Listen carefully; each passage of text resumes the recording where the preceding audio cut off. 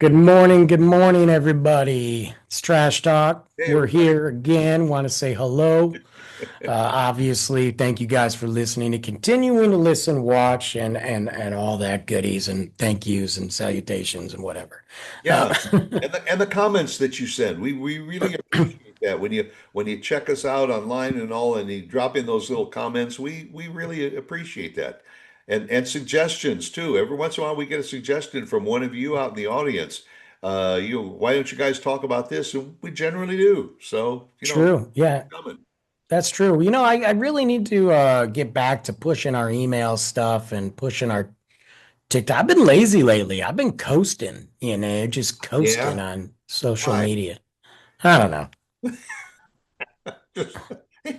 You just have that basic I don't care attitude. Yeah, I'm there, I'm promoting it and I'm coasting and I'm enjoying it. I need to get back to ponder it. It's just the time of year. I think What? I'm so Whatever. busy. Yeah, I don't care. I'm so busy with everything else and I'm just like, let's just do it, whatever happens. But I'll get back to it. I'll get back to really hitting it hard. Hey, our social media game, it's not like it slacks. There's something posted every day, sometimes twice a day on TikTok, on Instagram. So, And we're sometimes doing it's from your studio, and sometimes it's from your patio, and sometimes it's sometimes, from your yeah, car.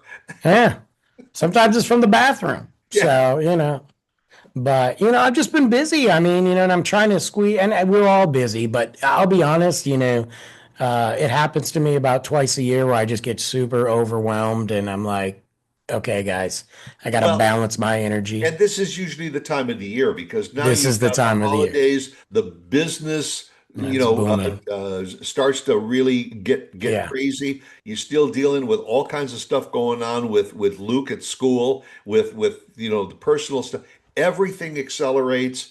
And for those of you that are in business, we all know the fourth quarter it's all about the fourth quarter of the year. It's all about it, and so I've been trying to really, I'm really good about just kind of unplugging and spending my time with Luke. The other day I got to go, it's been a while, it's been a couple weeks ago, I think I got to go to lunch, at his school. It's always something I like to do. Yeah. When I was at a different location for about 4 or 5 months, I couldn't go. A couple of those months were summer, and then I just couldn't go. It just the drive didn't work for me because it would have been like 25 minutes there, 25 minutes back. It just didn't work. But now I'm back to being really close to his school, and I like to do that once in a while, especially on a week where I know I'm going to get home late from work or whatever, and maybe not get to see him very much until like the weekend. It's just a little connection and it's fun, and there's going to be a time where he doesn't want to see me, so I got to take advantage of that. Mm. But I was at school and I noticed something in the lunchroom.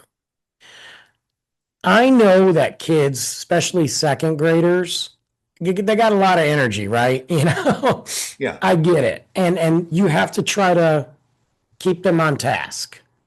Control, guys keep eating. Because you know what happens is they start talking and then they got They 5 minutes forget to left to eat. eat. Yeah. Yeah, I get it. I get it. And they have procedures. The last 5 minutes or so of lunch, they're like, it's quiet time, eat. I get it. I'm not mad about it. That doesn't happen when I go have lunch with Luke. They put it. We're in a separate table, so we do whatever we want. We don't Right. have to follow that rule. But anyway, and then he leaves when they call his class up to get in line to go to recess. That's when he leaves the table, give him a big what up, and he bounces. And I usually wait till he walks out the door, give him a Right. wave, and then I go back to work. So they call him. They call the class to go to the line, and he goes in line and he's quiet. He knows no talking in line, which by the way is stupid, but whatever. Um, and I know they're teaching the like kids also to interact with their classmates, but right, but do don't don't talk in talk. line on the way to recess. Yeah, yeah. Got it. Um, so I'm watching him and I'm doing one of this. He's standing there with his class. Another class that is not in line is just yipping, yapping, yipping, yapping, yipping, yapping. And they're like, come on, sit down. And I'm like, wait a minute, what? Why is the class that is good having to suffer for the kids that are just being kids. And I'm like, okay. And so I stand there and I'm watching and they're going on. Well, this is what happens when you talk, you can't go outside. And I'm like, they weren't talking. None of them were. This class that wasn't even in line was talking. So I'm like, why are we punishing? Why are we teaching the kids that if you do right, you're going to get punished if somebody else messes up? If you do wrong, you're going to get punished no matter. Why are we teaching that? And then the argument is, well, they're trying to just get everybody on the same page. I'm like, oh, so we're snuffing individuality. We're trying to conform these children to be lemmings, and they are beating this. They missed 5.5 minutes of their recess. And the teachers were like the Gestapo sitting there.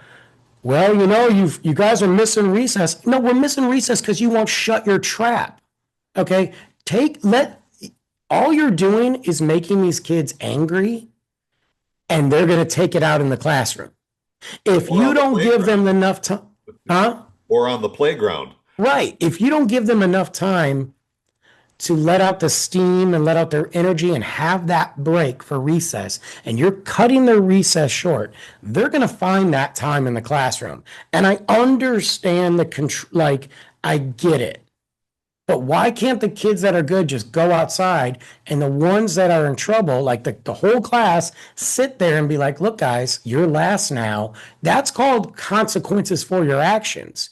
But if the kids that are good are getting punished, that's not teaching them anything. And Right. they just yap, these stupid moms, these stupid freaking lunch moms and teachers just yapped at these kids. I sat there like, I'm surprised. I almost walked out because I was angry. I looked at Luke and Luke looked at me and I was like, this is stupid.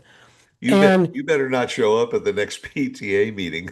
and I've already gotten into it with a mom before. So I'm sitting there and I'm like, and then finally, like 5.5 minutes, almost 6 minutes, they go outside. And I'm like, what is the purpose of that? And the bigger issue is they're so focused on control. They're so focused on taking these kids' individualities away. They're so focused on teaching them these rules to go out into the real world, to go to work and be a lemming, and then just like there's nothing, there's no creativeness. They're stripping that away, and they're also only teaching them in preparation for the test so that the school can get money. They're not, and if you don't fit in that mold, you get left behind. We have a serious education problem. Serious. Yeah, no, you're absolutely right, especially at that age, because that's a very impressionable age. Yes. And I always have felt that one of the most important things you can teach a young child is their social skills, their interaction Agreed. with each other. You don't fight. No. If you have a disagreement, let's try and talk it out. But it's not you go over on that side and you go over on that side and you don't settle your differences. And all that doesn't prepare them for, when they get into middle school and high school and beyond. Uh, uh, I understand. I understand that 8-year-olds have a lot of energy. I understand, hey guys, now's not the time to talk. I get that and I support that. yeah, I don't understand dragging it out. It felt like a prison. It literally this is what happens in prison. Exact same format. stay in Everybody be line quietly, don't say anything. don't eat, Yep. you don't get food if you don't talk. We will tell you when to get up and throw your trash away. What are we teaching them? Well, And you're teaching them how to act when they get to prison. that's what I'm saying. And what we're doing is as a society is all they want is busy bee workers. All they want is people to be A, B, C, D. We will teach you this test. You will learn this test to pass. If you can't learn this test to pass, that's on you. We don't care. We're moving on. You listen to us. Yeah. Listen. All this is doing is making students not respect authority because Well, teachers, or they're not even all teachers, those lunchroom moms who, quite frankly, need to go sit down, have zero authority. Like, there, there's no respect. Well, And I hate it. it, And it I tell you what, it's going to push my button one day and I'm going to have a problem. but part of that is on the administration too, because if you're going to have a policy for these lunchroom moms to interact with the kids and everything, you have to train them in how to do it. But if you don't have a program to train them, then they're going to react exactly the same way that you said. Yeah, just because you're a mom doesn't make you a good teacher, you know? Yeah, And the other thing too, like, it's also the school and on the higher ups, like you said. I mean, there are things that have happened at Luke's school, and I'm not saying like on the grand scheme of things bad, but why am I finding out about this stuff a month after the fact? I'm right. not saying anything's bad happened to him. There was no fight. There was no inappropriate like that. But I'm just saying things like maybe on an educational purpose. Why am I finding out a month? But you sure can write in his book. You can write in his calendar was talking. I literally got this one day. I literally got this one day. I open up. He comes home, if he remembers, he comes home every day with his binder, and I've busted his balls about bringing that Right. binder home. And he comes home with the binder, and it's got a calendar, and it'll say like, library day, whatever's coming up. Okay. And then sometimes there's no notes, but we are supposed to initial it to acknowledge, and That that's that you fine. looked at it. Yeah, whatever. And then there's a note in there. Was talking and playing during Fun Friday. Fun Friday. What the hell was he supposed to do on Fun Friday? Yeah. What? He's not supposed to talk on Fun Friday? Did I get my fun? Is fun meaning, is that a different word? I don't Right. understand. Define fun Friday. So my response in the book was, and question mark? And she didn't say anything. The next day or the next Monday, I got something, tackled his friend. What? So Luke, I don't even have to ask him. He just tells me, hey, Dad, I just read your note in the book. Oh, yeah, Dad. It was at the end of the day, and me and my buddy so and so were playing this weird game where we were both dogs. And I'm like, this all sounds like an 8-year-old. Okay. Yeah. And he goes, and I was a wild dog, and I jumped on him. And I go, okay. So I'm like, it was at the end of the day. Yeah, we're getting our backpacks to go home. And I go, okay, might not be the best time to play. And I'll tell him that, like, hey, that's not the best time. You got to get your backpack and go home. But whatever. But I'm also like, why are we ratting out this kid to me that he was just doing what an 8-year-old boy would do? Why didn't you just handle it in class and be like, hey, Luke, let's not do that because it's not playtime? Into conversation. Yeah. But they're always writing these notes because they want these kids to conform, and God forbid they don't conform. Well, they also have to meet their quota of leaving notes Apparently, yes. because they're required to leave notes so they, round robin it with the kids. This teacher has met her quota, and we're just now in November, so she's done. Look, all I want to know about is Luke doing good in school? Yeah, he is. Is does he have like? Is he advancing? Yeah, some areas higher than others. Well, okay, aren't we all? Yeah. Is he respectful? Yes. Has he hit anybody? No. Does he drop F bombs left and right? No. Is he inappropriate? No. Then what are we doing? Then I don't want to talk about this. You took the job as a teacher. You need to dictate this. This is not Dad's problem. Yeah. I'll deal with the other stuff. Well, and also if he does slip up and pushes somebody or punches, that's when you should receive the note, not a month later, Right. when the issue is dead and gone. Uh, you know, there's been an awful lot of changes in the school system, and sometimes when I was going to our grandson's school to have lunch with him, sometimes Yeah. I would comment that, you know what, this reminds me of when I was in the military. How you went to get your tray and everybody moved and don't talk and just get your food and go sit quietly and everybody was to sit down and it was so militaristic and I'm thinking these kids are kids, you know. Right. Let them enjoy. If they want to trade their lunches with the guy, Who cares? let them do it. Not say, oh no, don't give your sandwich to Janie over there. Yeah.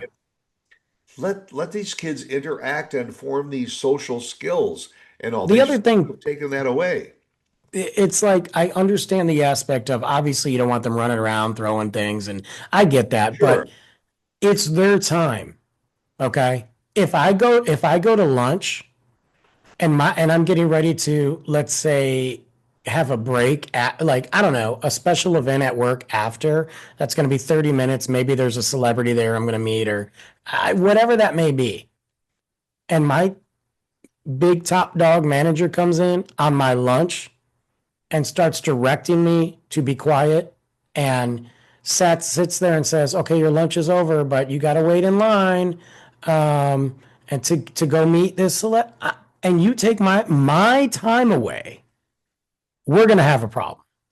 That's no different with the kids. If you take their time away and you're punishing them for doing nothing, mind you, Luke's class did nothing.